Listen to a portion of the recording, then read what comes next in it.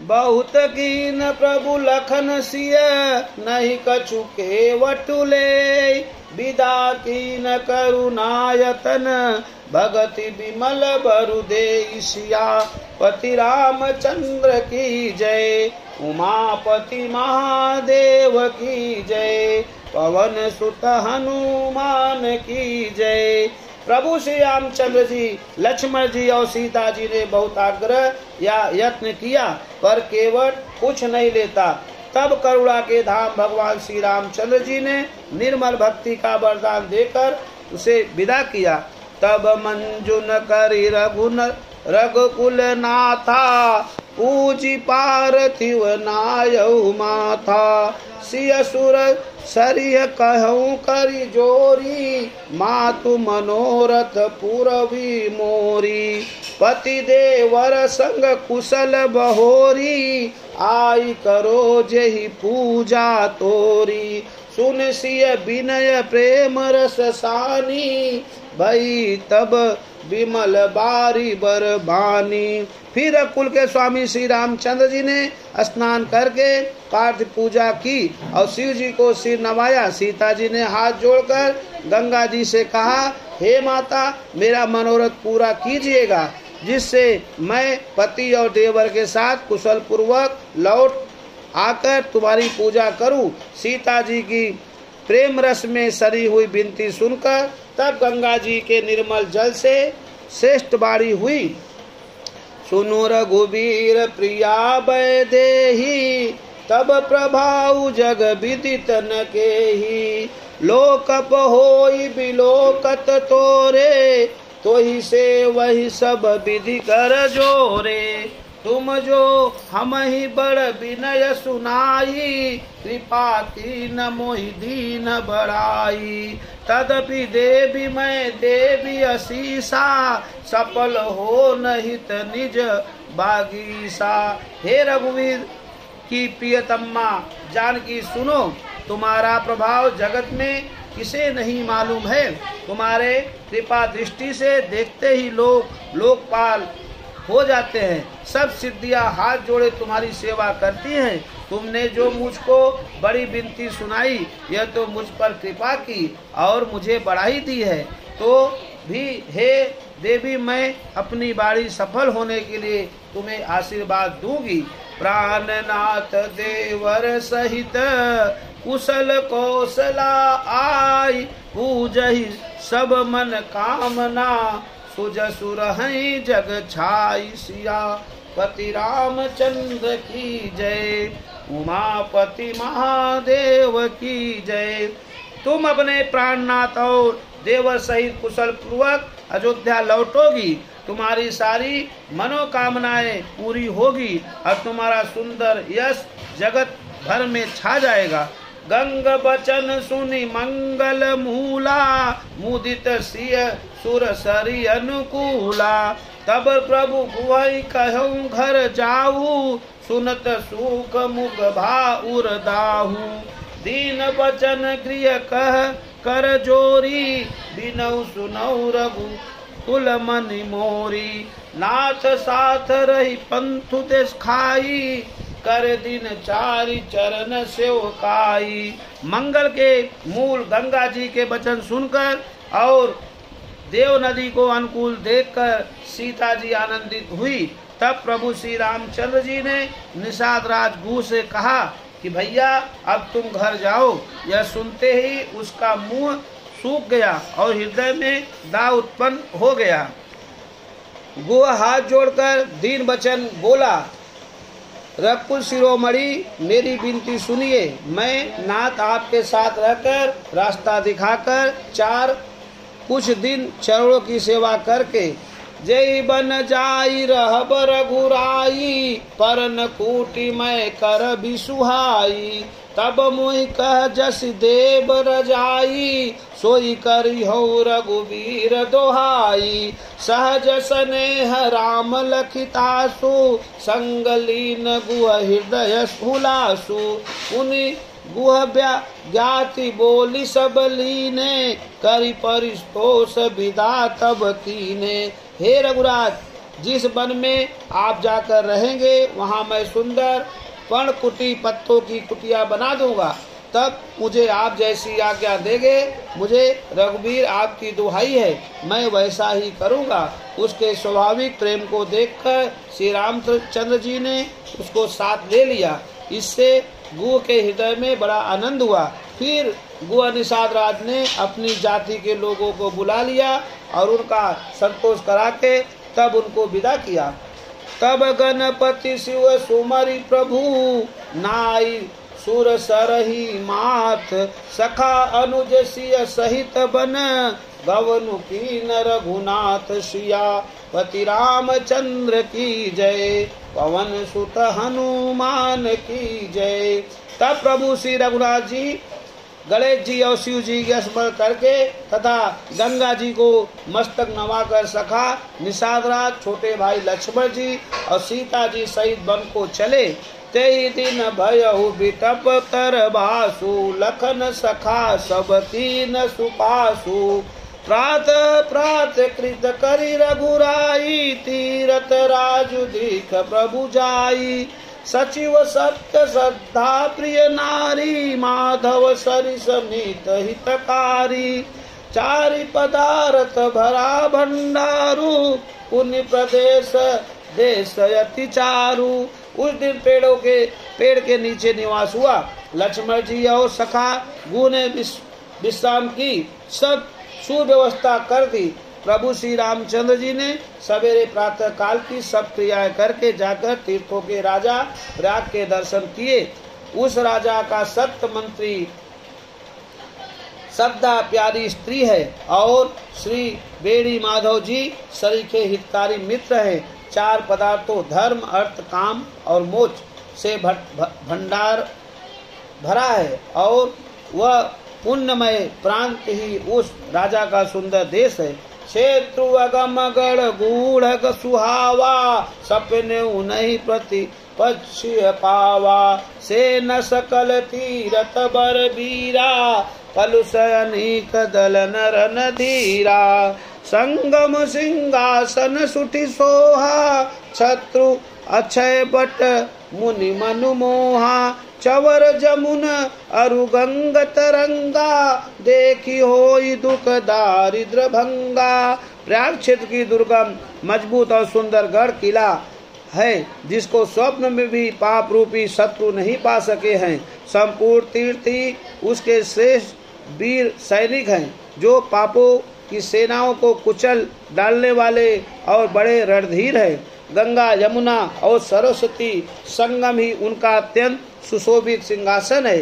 Akshay but छत्र है जो मुनियों के भी मन को मोहित कर लेता है। यमुना जी और गंगा जी की तरंगे उसके श्याम और श्वेत चंवर है जिसको देखकर ही दुख और दरिद्रता नष्ट हो जाती है।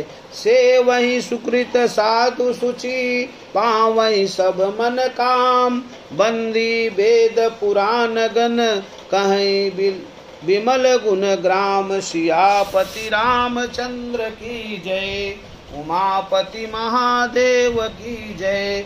पुण्य आत्मा पवित्र साधु उसकी सेवा करते हैं और सब मनोरथ पाते हैं। वेद और पुराणों के समूह भाट हैं जो उसके निर्मल गुणों का बखान करते हैं। को कही सकई प्रयाग प्रभाऊ कलश कुंज कुंजर मृगराऊ अस तीरथ पति देखी सुहावा सुख सागर रघुबर सुख पावा कैसी लखन सखिय सुनाई श्री मुख तीरथ राज बड़ाई करि प्रणाम देखत मन बागा कहत महात्म अति अनुरागा। पापों के समूह रूपी हाथी के मारने के लिए सिंह रूप प्रयागराज का प्रभाव महात्म कौन कर सकता है। ऐसे सुहावने तीर्थराज का दर्शन कर मुख के समुद्र कुल से श्री राम जी ने भी सुख पाया। उन्होंने अपने श्री मुख से सीता जी लक्ष्मण जी और सखा गुह को तीर्थराज की महिमा कहकर सुनाई। तदनंतर प्रणाम करके वन और बगीचों को देखते हुए और बड़े प्रेम से महात्मा कहते हुए, यही विधि आई बिलो की बेनी, सुमिरत सकल सुमंगल देनी, मुदित नहाय कीन शिव सेवा, पूज जथा बित तीरथ देवा। तब प्रभु भरद्वाज पै आए, करत दंडवत मुनि उर लाए, मुनि मन मोदन कछु कही जाई, ब्रह्मानंद राशि जनु पाई। इस प्रकार श्री राम ने आकर त्रिवेणी का दर्शन किया, जो असमय करने से ही सब सुंदर मंगल को देने वाली है। फिर आनंद पूर्वक त्रिवेणी में स्नान करके शिव जी की सेवा पूजा और विविध पूर्वक तीर्थ देवताओं का पूजन किया। स्नान पूजन आदि सब करके तब प्रभु श्री राम जी भरद्वाज जी के पास आए। उन्हें दंडवत करते हुए मुनि ने हृदय से लगा लिया। मुनि के मन का आनंद कुछ कहा नहीं जाता, मानो उन्हें ब्रह्मानंद की राशि मिल गई हो। दीन यशीष मुनि सौर अति आनंद वस जान, लोचन गोचर सुकृत फल, मनहु किए विधियान सिया। पति रामचंद्र की जय, उमापति महादेव की जय। मुनीश्वर भरद्वाज जी ने आशीर्वाद दिया। उनके हृदय में ऐसा जानकर अत्यंत आनंद हुआ कि आज विधाता ने श्री सीता जी और लक्ष्मण सहित प्रभु श्री रामचंद्र जी के दर्शन कराकर मानो हमारे संपूर्ण पुण्यों के फल को लाकर आंखों के सामने कर दिया। कुशल प्रश्न करियासन दीने, पूजी प्रेम परिपूरन कीने, कंद मूल फल अंकुर नीके, दिए आन मुनि मनहु अमी के। सिय लखन जन सहित सुहाए, अति रुचि राम मूल फल खाए। भय विगत सम राम सुखारे, भरद्वाज मृदु बचन उचारे। कुशल पूछकर मुनिराज ने उनको आसन दिए और प्रेमा सहित पूजन करके उन्हें संतुष्ट कर दिया। फिर मानो अमृत के ही बने हो ऐसे अच्छे अच्छे कंद मूल फल और अंकुर लाकर दिए। सीता जी, लक्ष्मण जी और सेवक वो सहित श्री रामचंद्र जी ने उन सुंदर मूल फलों को बड़ी रुचि के साथ खाया। थकावट दूर होने से श्री रामचंद्र जी ने सुखी हो गए। तब भरद्वाज जी ने उनसे कोमल वचन कहे, आज सुफल तप तीरथ लागू, आज सुफल जप जोग विरागू, सफल सकल शुभ साधन साजू, राम तुम्हें अवलोकत आजू। लाभ अवधि सुख अवधि न दूजी, तुम्हारे दरस आस सब पूजी। अब करि कृपा देहु बरेहु, निज पद सरसिज सहज सनेहु। हे राम, आपका दर्शन करते ही आज मेरा तप, तीर्थ, सेवक और त्याग सफल हो गया। आज मेरा जप, योग और वैराग सफल हो गया और आज मेरे संपूर्ण शुभ साधनों का समुदाय भी सफल हो गया। लाभ की सीमा और सुख की सीमा प्रभु के दर्शन को छोड़कर दूसरी कुछ भी नहीं है। आपके दर्शन से मेरी सब आशाएं पूर्ण हो गई। अब कृपा करके यह वरदान दीजिए कि आपके चरण कमलों में मेरा स्वाभाविक प्रेम हो। कर्म वचन मन छाड़िय छलू, जब लगी जनून तुम्हार, तब लगी सुख सपने नहीं, किए कोटि उपचार। सियापति रामचंद्र की जय, उमापति महादेव की जय। जब तक कर्म वचन और मन से छल छोड़कर मनुष्य आपका दास नहीं हो जाता, तब तक करोड़ों उपाय करने से भी स्वप्न में भी वह सुख नहीं पाता। सुनि मुनि बचन राम सकुचाने, भाव भगति आनंद अघाने, तब रघुबर मुनि सुजसु सुहावा, कोटि भांति कई सबई सुनावा। सो बड़ सो सब गुणगन गेहू, जहि मुनि तुम आदर देहू।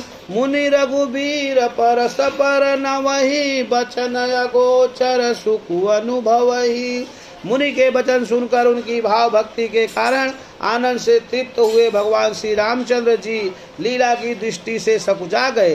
तब अपने ईश्वर को छिपाते हुए श्री रामचंद्र जी ने भरद्वाज मुनि का सुंदर सुयश करोड़ों अनेकों प्रकार से कहकर सबको सुनाया। उन्होंने कहा, हे मुनीश्वर, जिसको आप आदर दे वही बड़ा है और वही सब गुण समूह का घर है। इस प्रकार श्री राम जी और मुनि भरद्वाज जी दोनों परस्पर विनम्र हो रहे हैं और अनिवर्चनीय सुख का अनुभव कर रहे हैं। यह श्रुति पाई प्रयाग निवासी बटु तापस मुनि सिद्ध उदासी।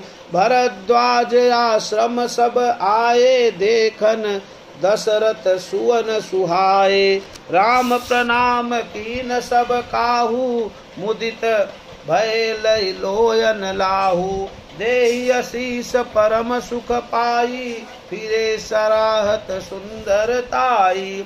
यह श्री राम लक्ष्मण और सीता जी के अनेकों की खबर पाकर प्रयाग निवासी ब्रह्मचारी तपस्वी मुनि सिद्ध और उदासी सब श्री दशरथ जी के सुंदर पुत्रों को देखने के लिए भरद्वाज जी के आश्रम आए।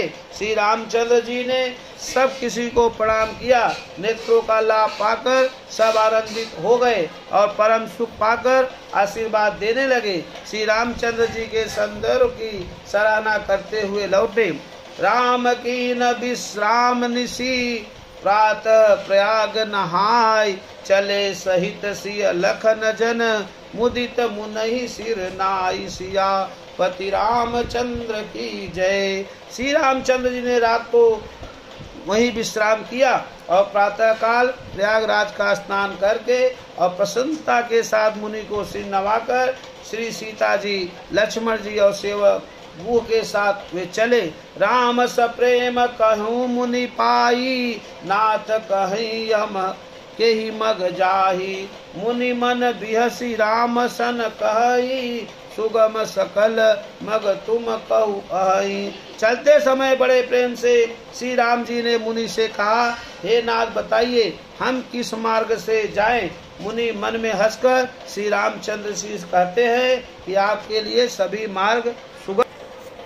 साथ लाग मुनि शिष्य बुलाए सुनि मन मुदित 50 आए।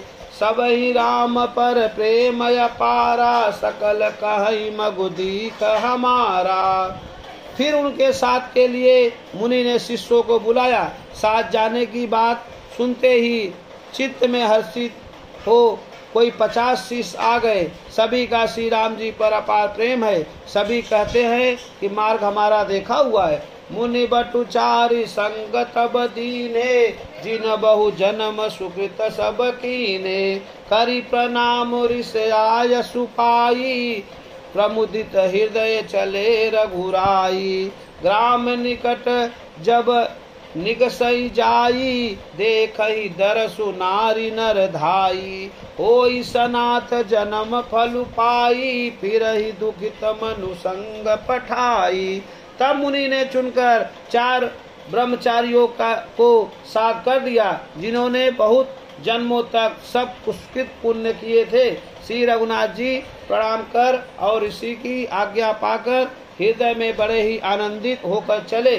जब वे किसी गांव के पास होकर निकलते हैं तब स्त्री पुरुष दौड़कर उनके रूप को देखने लगते हैं। जन्म का फल पाकर वे सदा के अनाथ सनाथ हो जाते हैं और मन को नाथ के साथ भेजकर शरीर से साथ न रहने के कारण दुखी होकर लौट आते हैं। विदा किए बटु विनय करी फिरे पाई मन काम। उतर नहाए जमुन जल जो सरीस सम श्याम सिया। पति रामचंद्र की जय उमापति महादेव की जय। तदनंतर श्री रामचंद्र जी ने विनती करके 4 ब्रह्मचारियों को विदा किया। वे मनचाही वस्तु अनन्य भक्ति पाकर लौटे। यमुना जी के पास उतरकर सबने यमुना जी के जल में स्नान किया जो श्री रामचंद्र जी के शरीर के समान ही श्याम रंग का है। सुनत तीर बासी नर नारी धाये निज निज काज बिसारी। लखन राम सिय सुंदरताई, देख करई निज भाग्य बढ़ाई।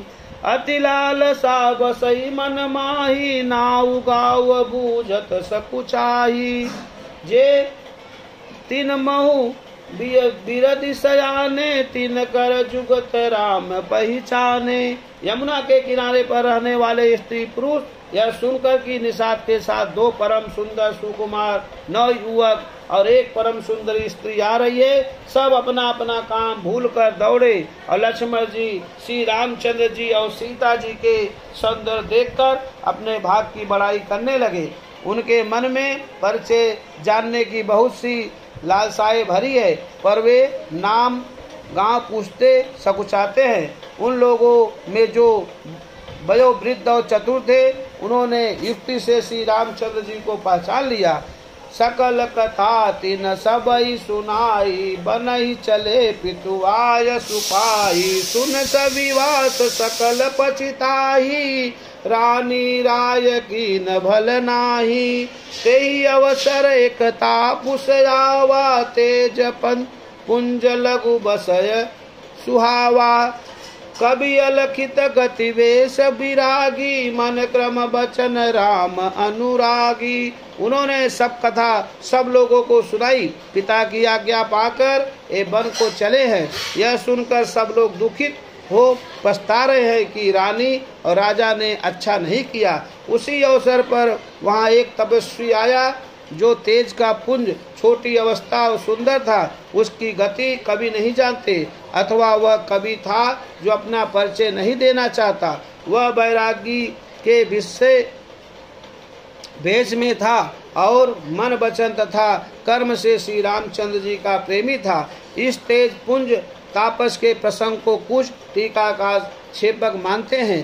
कुछ लोगों के देखने में यह अप्रासंगिक और उस ऊपर से जोड़ा हुआ सा जान भी पड़ता है, परंतु यह सभी प्राचीन प्रतियों में हे गुसाई जी अलौकिक अनुभवी पुरुष थे।